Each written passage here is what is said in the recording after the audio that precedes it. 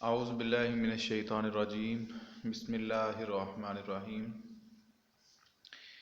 Class ninth बेटा, आज हम लोग चैप्टर नंबर 7 स्टार्ट करेंगे, प्रॉपर्टीज़ ऑफ मैटर।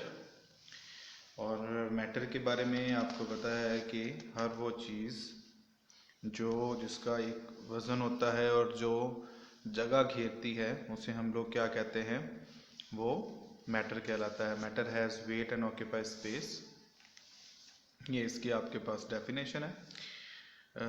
और मैटर की 3 टाइप्स हैं आपके पास, लिक्विड, गैसेस एंड सॉलिड्स।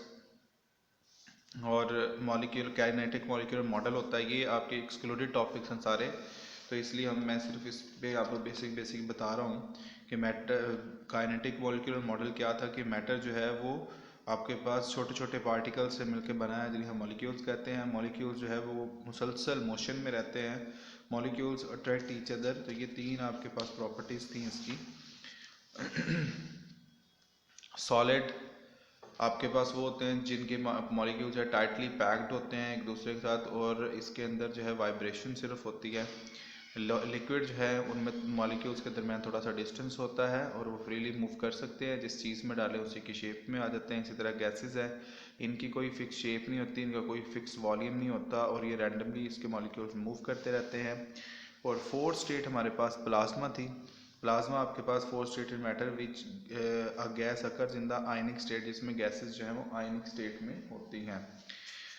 जो हमारा फर्स्ट इंक्लूडेड टॉपिक है स्मार्ट सिलेबस के हिसाब से, वो पहला टॉपिक है डेंसिटी।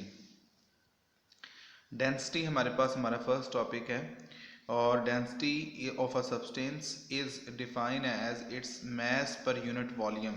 ये आपके पास इसकी डेफिनेशन है डेंसिटी की। Density of a substance is define as its mass per unit volume.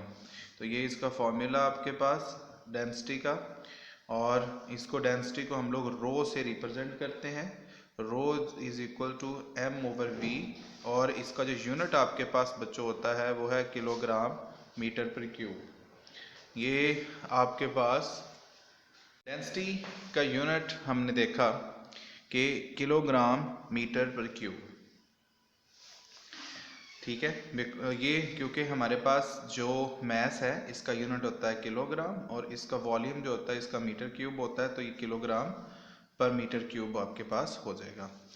तो इसके कुछ ये फार्मूलाज हैं जिनको हम चेंज करके, अगर हमने डेंसिटी फाइंड करनी तब ये, अगर मैस फाइंड करना है तब ये, अगर वॉल्यूम फाइंड करना है तो तब ये, थोड़ा सा इसको हम लोग चेंज करके देखते हैं।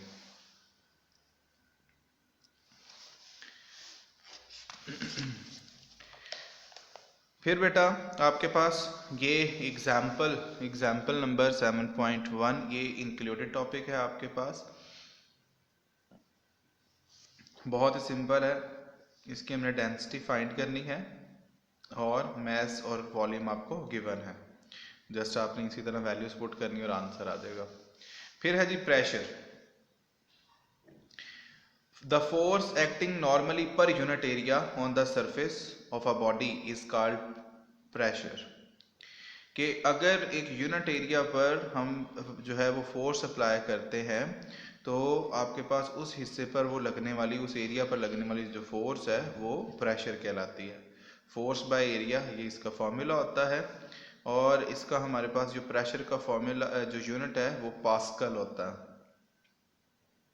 वैसे तो इसका अगर हम देखें तो इसके हिसाब से न्यूटन पर मीटर स्क्वायर भी होता है, ठीक है, ये भी है, लेकिन हम इसको 1 न्यूटन जो मीटर स्क्वायर है इसको हम लोग 1 पास्कल भी कहते हैं।